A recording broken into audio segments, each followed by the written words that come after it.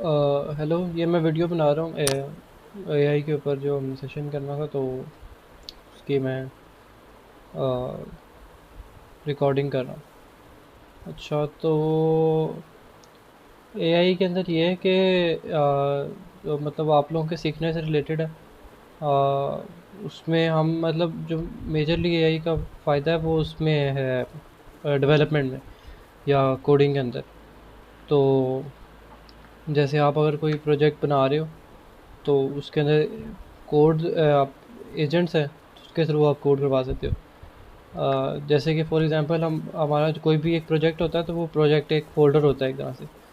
तो उस प्रोजेक्ट के अंदर काफ़ी सारी फाइलें होती हैं और उन फाइलों के अंदर हम कोड करते हैं, वो कोड रन होता है। तो किसी भी एप्लीकेशन का अपना दो तरह के उसके वो होते हैं इंटरफेसेस। लाइक इंटरफेसेस तो नहीं, लेकिन दो पार्ट्स होते हैं समझ लो एप्लीकेशन के किसी के भी। जब हम उसको एआई में बनाते हैं या किसी एआई में तो नहीं, वैसे जनरली। तो एक एप्लीकेशन का होता है फ्रंट एंड और एक होता है बैक एंड। जो बैक एंड है वो किसी सर्वर पे चलता है। तो यानी कि बैक एंड पे कोई सर्वर होगा हमारे पास, और जो है इसको हम यूजुअली जो सा ना वो भी कहते हैं सर्वर साइड, कि सर्वर साइड पे कोई चीज़ हो रही है। एक एक सर्वर होता है और एक आपके पास होता है, उसको थोड़ा सा पीछे कर लेते हैं। एक होता है क्लाइंट। क्लाइंट को हम देसी ज़बान में फ्रंट एंड भी कह लेते हैं। एफ ई से मुराद फ्रंट एंड, और यहाँ पे इससे मुराद बैक एंड। तो होता क्या है कि क्लाइंट रिक्वेस्ट भेजता है इसको बैक एंड को, और फिर बैक एंड जो है वो हमें रिस्पॉन्स दे देता है और वो वापस आ जाता है यहाँ पे। ठीक है। तो जो यहाँ पे मैंने खोला हुआ ये एक बैकएंड का कोड है रूबी के अंदर। रूबी एक प्रोग्रामिंग लैंग्वेज है, तो जो कि मैं भी सीख रहा हूँ। वैसे मैं पाइथन के पर काम करता हूँ, लेकिन मैं इसके ऊपर सीख रहा हूँ। तो अभी जो है मैंने एक तरह का समझ लो बैकएंड खोला हुआ है। तो बैकएंड के अंदर हम जो है वो कोड करते हैं डिफरेंट चीज़ों का, और उस कोड को हेल्प करने के लिए हमारे पास जो है वो एजेंट्स हैं। अभी एक सिंपल एआई होती है, एआई, ठीक है ना, और एक होती है एजेंटिक एआई।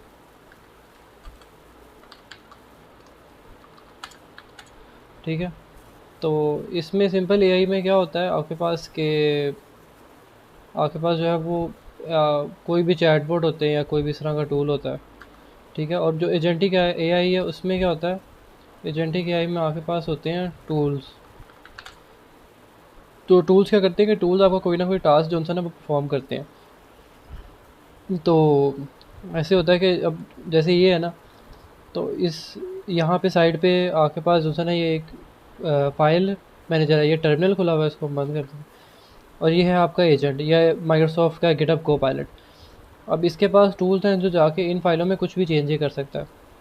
तो इस मेनली हम इसी को यूज़ करते हैं, इस एजेंट को। कोई भी हमने प्रोजेक्ट बनाना है, हमने उसमें कुछ भी करना है, तो हम यहाँ पे सिंपल जाके पर प्रॉम्प्ट दे देते हैं। या एक नया प्रोजेक्ट है, मुझे इसका नहीं पता, तो मैं बस पूछ लूँगा इससे कि ये प्रोजेक्ट क्या है, और मुझे उसके बारे में एक इन्फॉर्मेशन दे देगा कि ये प्रोजेक्ट में ये चीज़ें हो रही हैं। और फिर मैंने इसके अंदर अगर चेंजिंग्स करवानी है, तो वो मैं ऐसे कहूँगा कि इस फाइल में जाके ये फाइल के अंदर ये चीज़ कर दो, या इसे ये टास्क परफॉर्म कर दो। तो वो टास्क जो है ना वो परफॉर्म कर देगा। तो अपना मेनली जो है ना वो इसलिए यूज़ होती है एआई या एजेंटिक एआई, हम जो अपने प्रोजेक्ट्स के यूज़ करते हैं।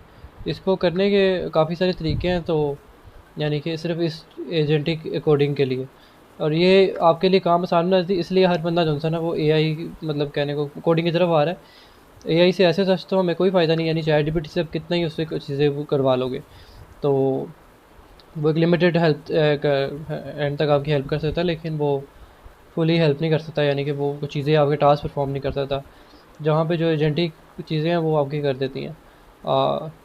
तो मेन इसलिए लोग कोडिंग की तरफ या इस साइड पे आ रहे हैं, क्योंकि अब ये आसान हो गया काफ़ी। आपने सिर्फ प्रॉम्प्ट देना है और आपने कुछ भी नहीं करना, सिर्फ वेट करना है, और बाकी सारा आपका काम हो ही जाएगा। आपने सिर्फ चेक करना है जाके कि चीज़ें जो वो कर रहा है वो ठीक कर रहा है कि नहीं, जिसके लिए आपके पास जो है वो कॉमन उस चीज़ का नॉलेज होना ज़रूरी है। लेकिन ये है कि अगर किसी को बिल्कुल कोडिंग नहीं आती, तो वो 2 से 3 माह के अंदर जो है ना फुली एक फुल स्टैक डेवलपर बन सकता है। तो और इसी चीज़ को करने के लिए डिफरेंट हमारे पास जो है ना वो होते हैं, इनको कहते हैं आईडीज़। तो आईडी ये होता है कि जहाँ पे आप कोड रन और कंपाइल कर सकते हो।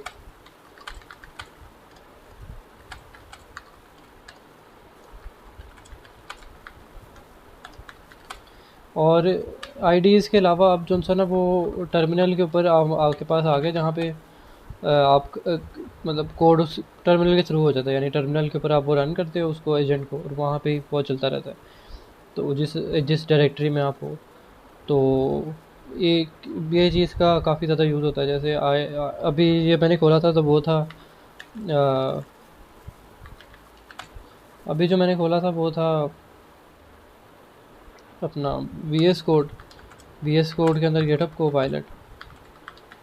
ऐसे हमारे पास है, फिर कर्सर है, उसके अलावा हमारे पास है एंटी ग्रेविटी,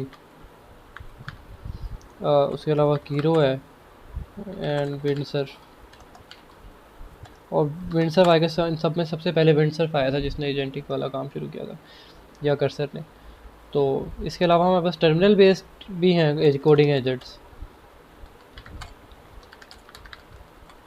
तो ये कोडिंग भी कर सकते हैं, लेकिन ये कोडिंग के अलावा भी काम कर सकते हैं, यानी कि आप इसे कोडिंग करवा लो या अपने को फाइल्स बना लो, पीडीएफ वगैरह कुछ भी इस तरह की चीज़ें अपने करवानी है तो वो भी जो है वो ये कर देते हैं। तो जो टर्मिनल बेस्ड कोडिंग एजेंट्स है वो है, जैसे क्लाउड कोड बहुत फेमस है। तो क्लाउड अलग है, क्लाउड कोड अलग है, ठीक है। उसके अलावा आपके पास है कोडेक्स है जो चैटजीपीटी वालों का है। इसके अलावा ओपन कोड है, फिर ये विंडसर्फ की CLI है, और इसके अलावा आपके पास कीरो CLI है। ऐसे और ऐसे खुद भी आप बना सकते हो अपनी भी एजेंटिक, इसको हम एजेंट हार्नेस भी कहते हैं, या इसी चीज़ को जो है ना वो बाज़ लोग एजेंट हार्नेस भी कहते हैं, कि हमने ये एजेंट हार्नेस या एजेंट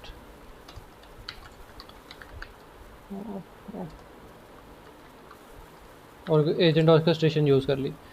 तो वो भी यही चीज़ें होती हैं मेन, के वो इस बैक एंड पे ये चल रहा होता है। और ये आप खुद भी बना सकते हो, जैसे कि मैंने अपनी बनाई हुई है वाई कोड। तो लेकिन ये मैं यूज़ नहीं करता इतनी, क्योंकि इसको ना प्रॉपरली मैंने डेवलप नहीं किया हुआ। लेकिन ये है कि ये चल सकती है, मतलब कि ये एक प्रॉपर आप इस तरह अपने कोई भी आपके पास आइडिया है, आपके पास आता है, आपके तो मैंने प्रेजेंटेशन बनानी है, कुछ भी करना है, तो वो आप थ्रू कोड इजीली कर सकते हो।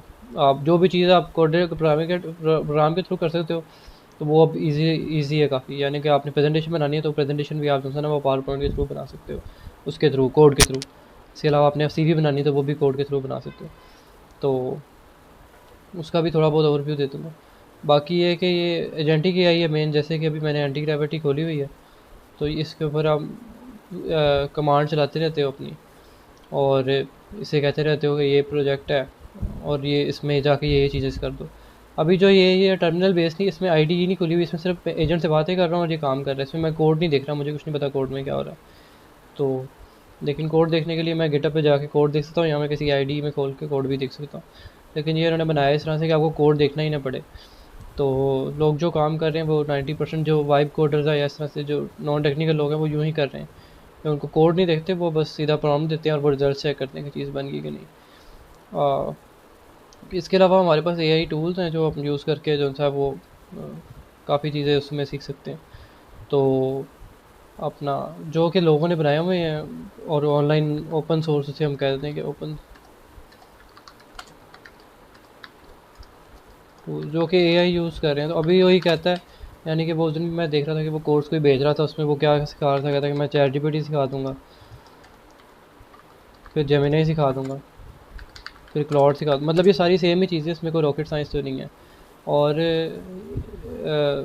क्या नाम है, मतलब सारे LLMs ही हैं।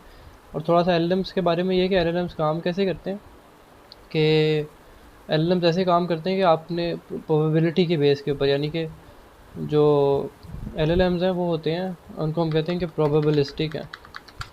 यानी कि if a bucket has 10 balls, ठीक है ना, उसमें 7 ब्लू हैं एंड 3 रेड हैं, तो ब्लू की क्या प्रोबेबिलिटी है, 7 डिवाइड बाई 10, यानी कि 0.7। यानी कि परसेंटेज में 70%। तो LLM क्या कहेगा कि 70% चांस है कि रेड बॉल आ जाएगी, तो वो आंसर कर देगा कि रेड। इसमें कोई उसने साइंस नहीं लगाई, कोई उसने सोचा नहीं, कुछ भी थिंकिंग इन्वॉल्व में। जो थिंकिंग दिखाता है वो टोटली रैंडम है, वो बस लोगों को सेल करने के लिए, उसमें उस थिंकिंग से उसका कोई लिंक नहीं है। वो सिर्फ जो सर प्रोबेबिलिटी की बेस पे करता है, जिसके पीछे बेजियन थ्योरम होता है एक, वो लगा हुआ है। और बाकी एक ट्रांसफार्मर का आर्किटेक्चर है जो चल रहा है। तो जितना भी LLM वगैरह सारा काम हो रहा है, जो AI का सारा ही सारा रिसर्च बेस्ड ही है। जैसे रिसर्च में कुछ नया ब्रेक थ्रू आता है, ये चीज़ इंप्रूव कर जाएगी, वरना ये जैसी है वैसी ही रहेगी। और ये सारा काम स्टार्ट भी इसी वजह से हुआ था कि ये पेपर आया था। तो और इस पेपर ने जो सा ना वो मेन मतलब कि इसको ट्रांसफार्मर आर्किटेक्चर को बताया था। इससे पहले क्या होता था कि लोग जो है वो सिर्फ अपना जो आपका LLM है, मतलब AI थी, LLMs भी थे पहले, लेकिन उनका इशू ये था कि अगर एक लाइन लिखी है पूरी, तो उसमें वो उसका कॉन्टेक्स्ट नहीं बन पाता था। इस एक सेल्फ अटेंशन का एक कॉन्सेप्ट इंट्रोड्यूस हुआ था, जिसकी वजह से आपके सारी एक कॉन्टेक्स्ट मेंटेन होना शुरू हो गया, और जिससे बाकी सारी इन्वायरमेंट। ये पेपर जो है वो ऑनलाइन पब्लिकली अवेलेबल है, कोई भी इसको जो था ना वो जाके पढ़ सकता है। तो और इसी ने मेरे इसमें गूगल के काफ़ी सारे लोग इन्वॉल्व हैं जिन लोगों ने इसको शुरू किया था, और इससे ही मेन जो सा अभी भी जो मतलब जो क्लॉड का चल रहा है वो स्केलिंग लॉज का एक पेपर है। तो वो सारा उसके ऊपर चल रहा है, जो उसका है गालबन डारियो अमोटेको, जो एंथ्रोपिक का CEO है। तो यहाँ पे डारियो का नाम, ये देखो डारियो का नाम भी है। तो इसी बेस के ऊपर जो सर, जिसमें ये इन लोगों ने प्रूव किया कि हम जो है वो जितना LLM को डाटा देंगे उतना वो अच्छा दे हो जाएगा। और उसको तो उन्होंने रिसर्च प्रूव किया एक्सपेरिमेंटेशन कर करके। और ऐसे ही जो चैट जीपीटी itself जो है वो कोई उसमें रॉकेट साइंस नहीं है, सिर्फ वो रिसर्च की बेस के ऊपर ही है। तो चैट जीपीटी के अंदर दो तरह का कोड है। एक है उसका ट्रेनिंग फाइल्स और या डाटा सेट्स आप कह लो, ठीक है ना। और बाकी उसका मेन है इन्फ्रेंस कोड जो उसको रन करता है, जिससे वो ट्रेन लर्निंग लूप चलता है। तो जो इन्फ्रेंस कोड है वो सिर्फ क्या नाम है 500 लाइन है, यानी इतना तो कोई भी लिख सकता है। तो मतलब 500 लाइनों का सिर्फ कोड है, जिसकी बेस पे सारा चल रहा है। इसका मतलब कहने का मकसद ये सारे का कि आप AI की कोई रॉकेट साइंस नहीं है, कोई ऐसे आउट ऑफ द वर्ल्ड चीज़ नहीं आ गई। इसको हम जो है वो इतना इसके ऊपर ज़्यादा डिपेंड कर सकते हैं। ये सिर्फ ये है कि प्रोबेबिलिटी की बेस पे आपको आंसर दीजिए। जिस चीज़ में प्रोबेबिलिटी की बेस पे आंसर आप लेके काम कर सकते हो तो ठीक है। जिस चीज़ में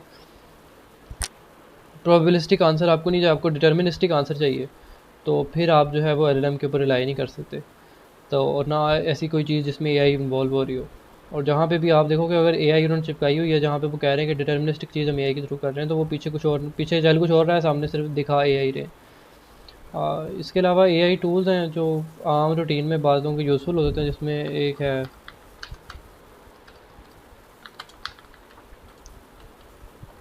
जिसमें है नोटबुक LM।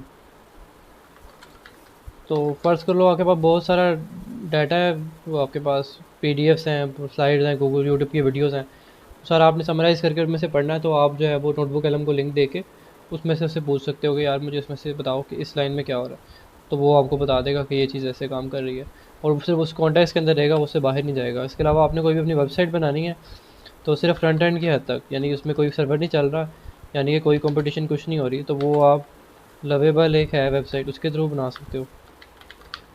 ये सिर्फ एक एप्लीकेशन के तौर पे कि आप AI को कैसे यूज़ कर सकते हो। और बाकी जो है वो कोडिंग एजेंट्स के थ्रू आप काम करवा सकते हो, यानी कोई भी छोटा मोटा काम है तो वो आप जो है ना वो कोडिंग एजेंट्स के थ्रू कर सकते हो। यानी कि आपके पास है अपना क्या नाम है, जैसे कि टर्मिनल में CD कोड और उनके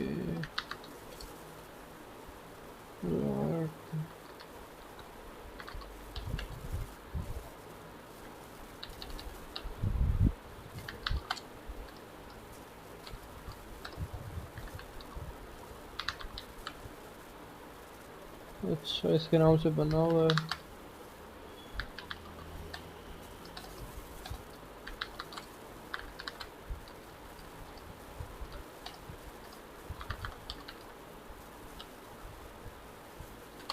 ये मैंने फ़ोल्डर बनाया है, इसमें मैं चला जाऊँगा।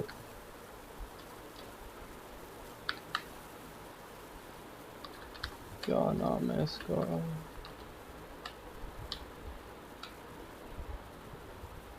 प्रोजेक्ट। ठीक है, अब ये मैंने खोल लिया। अब मैं इसको VS कोड में खोल सकता हूँ, न्यू कोड डॉट करके। और इसके अंदर अब मैं कोई भी किसी भी किस्म की जो है ना वो कोडिंग के थ्रू, अगर मेरे पास कोई टास्क है तो वो मैं करवा सकता हूँ कोडिंग के थ्रू। हमारे पास टर्मिनल बेस एजेंट है, उसका भी एक जो है मेरे पास यहाँ पे चल रहा है, जो फ्री में चलता है, वो काफ़ी पॉपुलर है, ओपन कोड। तो ओपन कोड के साथ जो सा एक थोड़ा सा डेमो दे देता हूँ कि हम लिखेंगे टर्मिनल में ओपन कोड, इसके टर्मिनल में इस प्रोजेक्ट के। तो यहाँ पे ओपन कोड का इंटरफेस ओपन हो जाएगा। तो इसको उठा के हम इधर भी रख सकते हैं। तो ये टर्मिनल के अंदर देखो ओपन कोड खुल गया। तो इसके अंदर दो मोड है, प्लान और बिल्ड। अभी प्लान पे जाते हैं और इससे कहते हैं,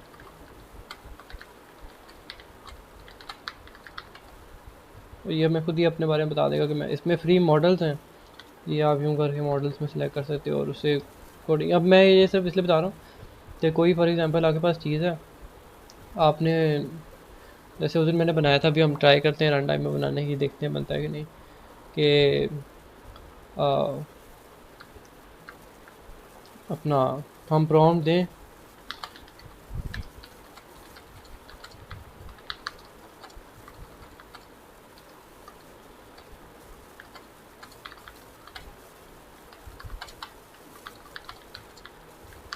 तो मुझे उसकी पिक्चर बुक मिल जाए। और लेकिन मुझे पता होना चाहिए कि मुझे इसके लिए कोई इमेज जनरेशन मॉडल चाहिए।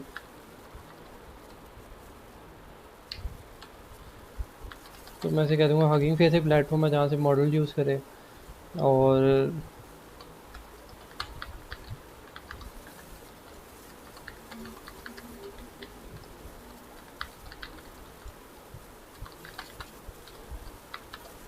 उसे प्रॉम्प्ट दे देंगे, ये खुद ही लगा रहेगा। जहाँ पे इसे हमें आउट हेल्प चाहिए होगी वो बता देंगे, वो हम दे देंगे। बाकी नोटबुक एलम का एक डेमो देख लेते हैं।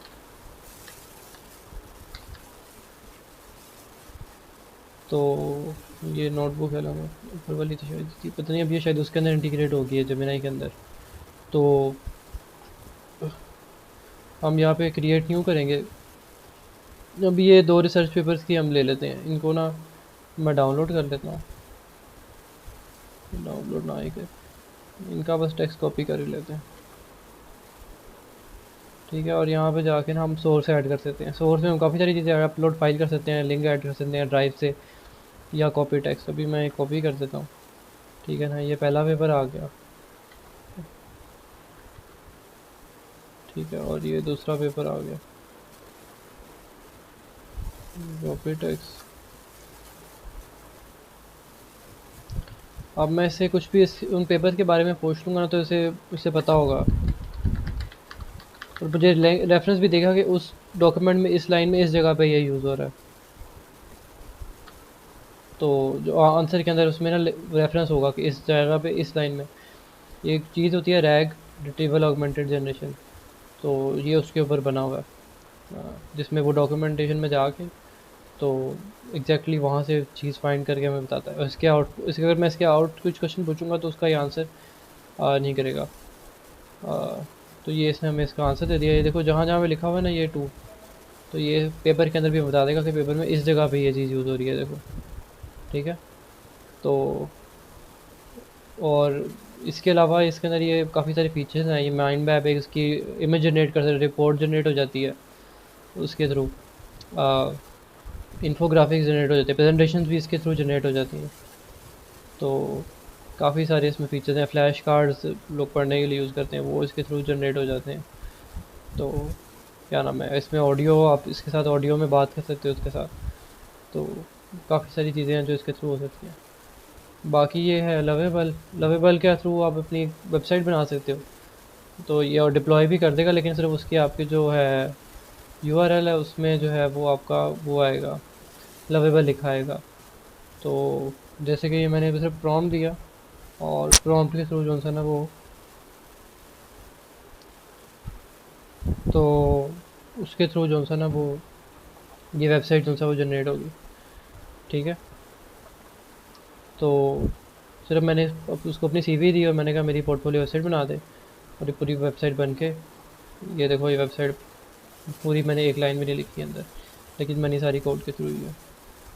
तो ये एक एप्लीकेशन है, ये देखते हैं, ये माइंड मैप बन गया शायद। तो ये देखो ये इसने खुद ही बना दिया, और ये एक एक चीज़ आगे से हमें एक्सप्लेन करी जाएगा ऐसे, तो मतलब पढ़ने के लिए आसानी। तो ना, उसके अलावा ये फ्लैश कार्ड्स बन गए, काफ़ी सारे फीचर्स हैं इसके अंदर जो आप यूज़ कर सकते हो। तो trust after relies on solely on tension mechanism, तो इसका आंसर देने का भी किया श्योर होना चाहिए। तो और यूँ आप इसमें जो है ना वो आप तैयारी कर सकते हो अपने एग्ज़ाम्स वगैरह के लिए। यहाँ पे हम ओपन कोड को देख लें,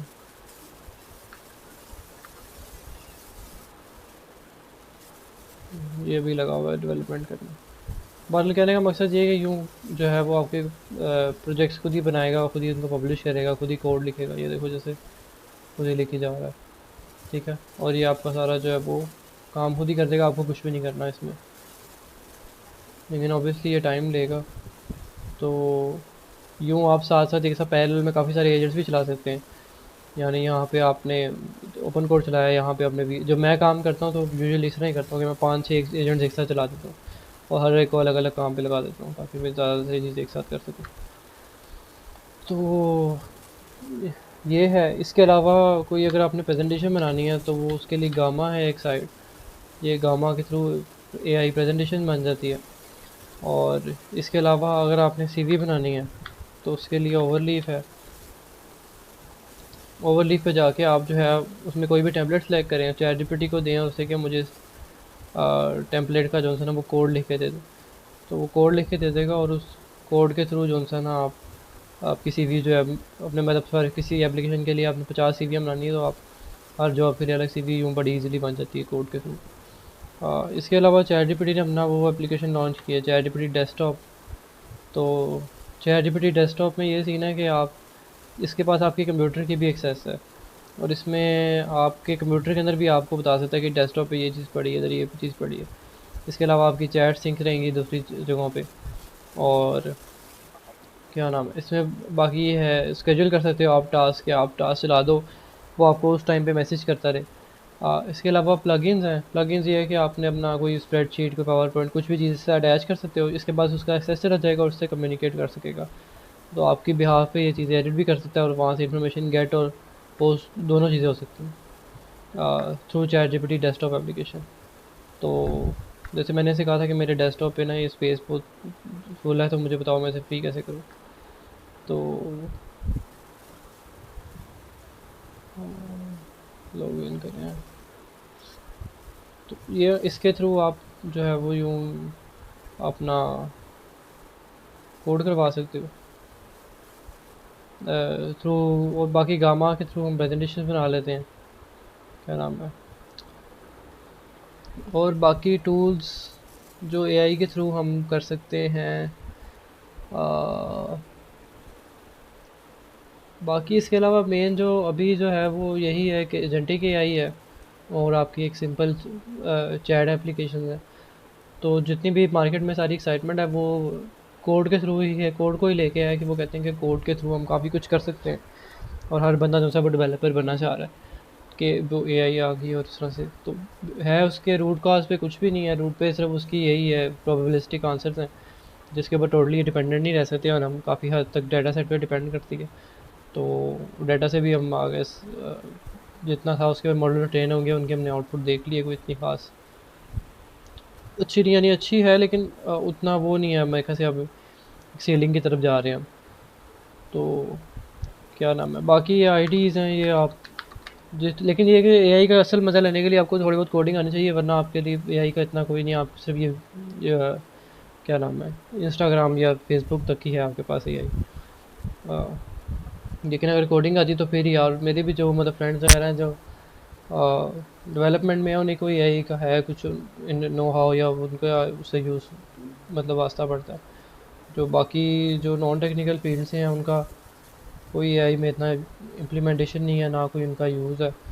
उन्होंने सिर्फ उनकी मैक्सिमम उनका जो यूज़ है वो ChatGPT से चैट करना है। तो लेकिन अगर आपको थोड़ी बहुत कोडिंग आती है और आपको थोड़ा बहुत खुद को टर्मिनल इंटरफेस के साथ कर सकते हो फ्रेंडली, तो ये है कि फिर आपके आपके लिए ना जो सा वो क्या नाम है, काफ़ी सारी चीज़ें ओपन हो जाएंगी, क्योंकि जो क्लाउड कोड है जो सबसे वो चलता ही इसमें है टर्मिनल में।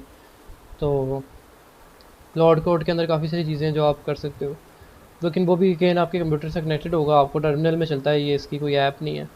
तो और यूँ ही जाके चीज़ सेम उस एंटी ग्रेविटी की तरह या जाके चेंजेस इसने करने हैं।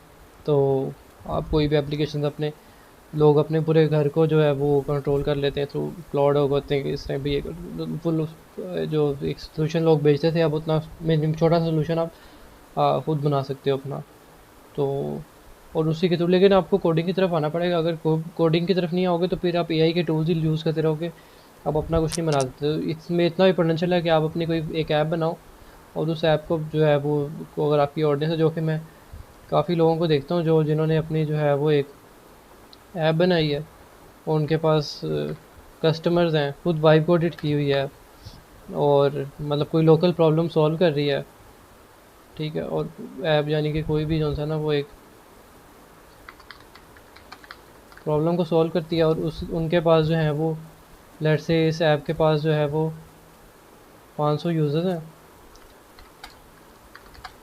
तो वो उस पर ऐड चला के या अगर पर यूज़र वो जो है वो $1 भी चार्ज करते हैं, ठीक है ना, तो आपके पास अच्छे खासे जो है ना वो पैसे जमा हो जाते हैं। यानी कि अगर पर यूज़र $1 की भी आपने सब्सक्रिप्शन या उनको वन टाइम कॉस्ट या कुछ भी दिया हुआ है, तो आपके पास मंथली जो है ना वो $500 आप अर्न कर रहे हो सिर्फ एक छोटी सी प्रॉब्लम जो काफ़ी लोग यूँ कर रहे हैं। और इस तरह के ही यूज़ केस के लिए लोग अक्सर अपवर फाइवर पे जाते थे अपनी ऐप बनवाने पाकिस्तानियों से या इंडियन से, और अब वो इतना का कोड खुद ही कर लेते हैं। बाकी जो एंटरप्राइज लेवल एप्लीकेशन हैं तो उसके ऊपर एआई का इतना इम्पैक्ट नहीं आएगा, क्योंकि उसमें चीज़ें सेंसिटिव हैं, कुछ भी ब्रेक हो सकता है। आप प्रोबेबिलिटी के ऊपर नहीं, क्योंकि एआई ने आपको कोड से इसी बेस पे करना है कि इसका चांस ज़्यादा है, तो उसमें चीज़ें फट भी सकती हैं। जैसे हमारी एग्जांपल मैं अक्सर जो है वो यूज़ करता हूँ कि हम एक एप्लीकेशन बनाई थी जिसमें हम अकाउंट आईडी पास कर रहे थे। तो होना ये था कि इफ़ अकाउंट आईडी फाउंड तो इक्वल टू अकाउंट आईडी, तो फिर हमने करने था कि रिटर्न कर देना था उसका अकाउंट डाटा फॉर एग्ज़ाम्पल, ठीक है। तो एक कोड ये ठीक कोड है, और उसने कर्सर ने या क्लाउड ने बल्कि ये लिखा हुआ था कि और वन यानी कि समझ लो एक तरह का एल्स लूप डाला हुआ था कि और करके कि इसमें जो सा ना वो अगर अकाउंट आईडी नहीं मिलती, ये ना, और 1476 यानी एक यूज़र की स्पेसिफिक यूज़र की अकाउंट आईडी हार्ड कोड की हुई थी, तो कोड कभी फट ही नहीं रहा था, हमेशा डाटा आ रहा था। जब ये एप्लीकेशन डिप्लॉय हुई फिर हमें पता लगा कि यहाँ पे जो है ना हर यूज़र के लिए सिर्फ इस अकाउंट आईडी का डाटा जा रहा है। तो इस तरह की चीज़ें जो है वो हो जाती हैं, ताकि सिर्फ उसने, क्योंकि कोड चल नहीं रहा, उससे हमने कहा कि कोड फिक्स कर दो, उसने आगे अकाउंट आईडी हार्ड कोड की और कोड चलने लग गया। तो इस तरह की चीज़ों को हमें अवॉइड करने के लिए जो सा हमें चीज़ों की सेंस होनी चाहिए। तो और इसी वजह से जो एंटरप्राइज लेवल एप्लीकेशन है, जो बिग एप्लीकेशन है, उनके ऊपर एआई का इस तरह इम्पैक्ट नहीं आएगा। ख़ासतौर पे जो नो कोड प्लेटफॉर्म्स हैं या जो CRMs वगैरह लोगों का सेल्स का, मार्केटिंग का, फाइनेंस का डाटा है, ख़ासतौर पे फाइनेंस का डाटा, उसके ऊपर हम एआई को अभी नहीं डिप्लॉय कर सकते अनलेस एआई के अंदर कोई ऐसा मैकेनिज्म आ जाए जिसमें हमें आउटपुट जो है हमारी जो है वो क्या नाम है डिटर्मिनिस्टिक हो, तब हम कह सकते हैं कि मेरे से इसके अलावा इससे पहले कोई नहीं। इससे अभी सिर्फ चीज़ें ऑटोमेट कर रहे हो, तो ऑटोमेशन तो पहले से भी एग्जिस्ट करती थी, ऑटोमेशन तो हर फील्ड के अंदर एग्जिस्ट करती थी। तो ऑटोमेशन हो रही है अभी एक तरह की चीज़ों की, तो डिफरेंट तरीके से या थोड़े, और बास केसेस में एआई हमारे लिए करेक्ट यूज़। जैसे हमारे पास एक क्लाइंट आया था, उसने कहा एआई एप्लीकेशन बनानी है जिसमें हम CSV डाटा पास करें और वो डाटा क्लीन होकर आ जाए, यानी इसमें एआई का कोई ताल्लुक ही नहीं है इस एप्लीकेशन में, ये तो बेसिक कोड के थ्रू हो सकता है, लेकिन वो सिर्फ फैंसी वर्ड चिपकाने के लिए जो था ना वो हर बंदा उसको ऐड कर रहा है। तो ये एक बेसिक ओवरव्यू है, बाकी एक और भी सेशन कर लेंगे जिसमें ना हम को डेप्थ में जाके कोई एक आधा टॉपिक पकड़ के उसको कर लेंगे। लेकिन ये है कि कोडिंग में आपको आना पड़ेगा, अगर कोडिंग आपको नहीं आती फिर आपके लिए सिर्फ ये टूल्स ही हैं कि ये वीडियो की जनरेशन टूल यूज़ कर लिया, ये इमेज जनरेशन टूल यूज़ कर लिया। अगर आपको कोडिंग आती है तो फिर आप इन टूल्स को यूज़ करिए, क्योंकि मेन अभी ये कोडिंग के ऊपर ही एक्सेल कर रहे हैं। तो इनके बेंचमार्क भी रिलीज़ होते हैं, तो उसके ऊपर भी इनका जो है वो ये लाइव बेंच के ऊपर आएगा साथ। यहाँ पे इनकी परफॉर्मेंस चेक होती है कि कोडिंग के ऊपर है, तो इनका इंडस्ट्री से भी फोकस इसी के ऊपर ही है कि प्रोग्राम कितना अच्छा कर रहा है। तो अभी के यानी कि ये ओवरऑल पे रीजनिंग में कोडिंग में इनके आ रहे हैं। अभी तक हमारे पास क्लाउड जो था सबसे अच्छा है, फिर चैट जीपीटी का 5.6 है। तो ये रिसेंटली किमी आया है चाइनीज़ का। तो हमें मतलब होना चाहिए कि हम कुछ अपनी या तो एप्लीकेशन बनाएं जो कि इतनी वर्थ रखती हूँ कि लोग उनको यूज़ करें। जैसे एग्जांपल ये है कि जैसे कि ये आया था ओपन क्लॉ, ये एक टूल आया था ओपन क्लो। ओपन क्लो क्या है कि आप अपने इसको लैपटॉप में इंस्टॉल कर लेते हो और ये फिर आपके कंप्यूटर के अंदर जाके ना हर चीज़ एडिट कर सकता है, कुछ भी कर सकता है, आपका पूरा कंप्यूटर यूज़ कर सकता है। ठीक है। तो और इसके थ्रू आप मतलब सारा कुछ अपना कंप्यूटर एक तरह का पूरा ऑटोमेट कर सकते हो। तो लेकिन ये सेफ़ नहीं है इसको चलाना ना, क्योंकि आपके कंप्यूटर में जाके चीज़ें उड़ा भी सकता है। तो लेकिन ये जिसने बनाया उसको यानी कि ओपन एआई ने खुद हायर कर लिया, इसको भी ओपन एआई ने एक्वायर कर लिया है इस ऑर्गेनाइजेशन को। और ये किसी का फ्री बैठे ओपन सोर्स प्रोजेक्ट डेवलपर का ही है, किसी का जिसका है वो अच्छा खासा मतलब डेवलपर है। लेकिन ये किस तरह कोई प्रोजेक्ट बना के आप अपने लिए एक अपना ब्रांड क्रिएट कर सकते हो या अपने लिए मार्केट जो है वो ओपन कर सकते, हमने एआई को यूज़ करके हमने ये चीज़ कर ली। तो जिसने बनाया उसको खुद भी वो कहता है कि मुझे इसका कोड का इतना, मैंने मतलब एक लाइन भी खुद नहीं लिखी हुई। तो यूँ ही आप भी कोई अपना टूल बनाओ, बना के तुम सा वो सेल कर सकते हो।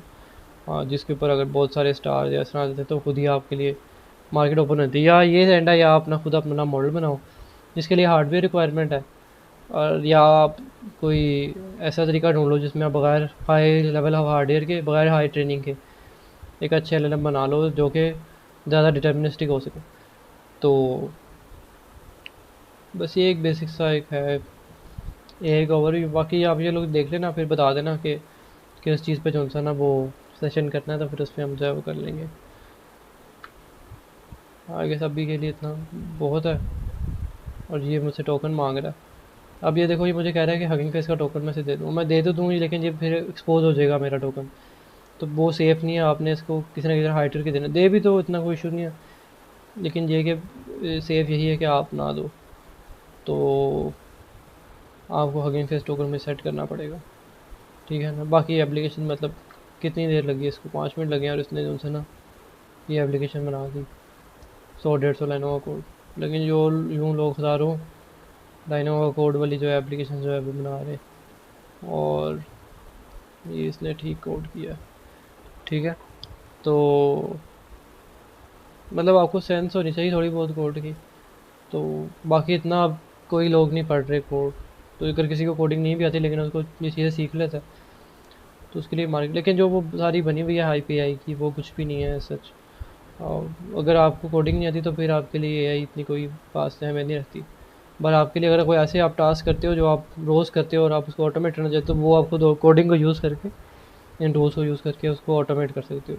तो ऑटोमेशन ही एक तरह का है, एक मज़ीद एब्स्ट्रैक्शन लेयर आप कह लो ऐड होगी इसमें। तो बस यही थी वीडियो। अभी फिर हम कोई सेशन कर लेंगे जिसमें हम डेप्थ में जाकर भी इन चीज़ों में बात करेंगे। Okay, thank you.